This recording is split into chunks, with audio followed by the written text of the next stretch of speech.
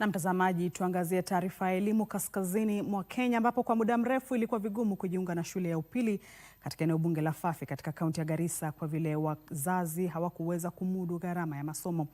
Hata hivyo, hali imeanza kuimarika pole pole katika eneo bunge hilo. Hii ni baada ya kuanzishwa kwa mpango wa elimu ya upili bila malipo miaka mitatu iliyopita na mbunge wa eneo hilo Sala Yakub. Mariambo anatusimulia zaidi.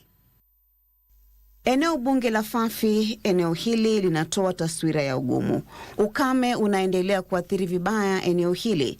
Familia nyingi hutegemea mifugo kujikimu maishani. Hata hivyo, ukame wa mara kwa mara umeangamiza mifugo na kuwafanya wazazi kushindwa kumudu karo za watoto wao. Shule kadhaa zililazimika kufungwa. When we were starting, a school like Shield Secondary School was closed. There was no kid, and today it celebrates around 100 kids, 300 kids. The last KCSE, they have done 60, which they have not done before. And the mid-grades of this school, all of them are C+ and B- for the last 3 years. This school was almost near collapse also. It had less than 70 kids. Today we are celebrating around 400 kids. Lakini mnamo mwaka wa 2023, mbunge wa Fafi Sala Yakub alianzisha mpango wa elimu ya sekondari ya bila malipo unaofadhiliwa kikamilifu kupitia hazina ya ustawi wa eneo bunge hilo.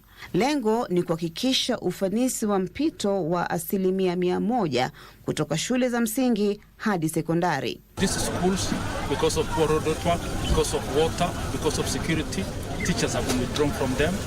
There was no water in these schools. There's no infrastructure. We're very poor because of lack of enough funds to cater for all those schools.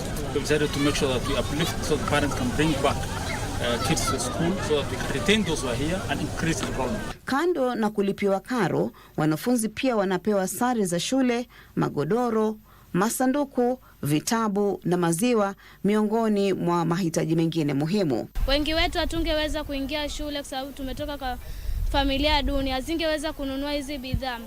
I would like to appreciate and or to say thank to our area MP. I would like him to continue until we end up with our education in secondary school. We found everything that was free, including the books, including the uniform. The teacher and the staff were doing their job very, very nicely.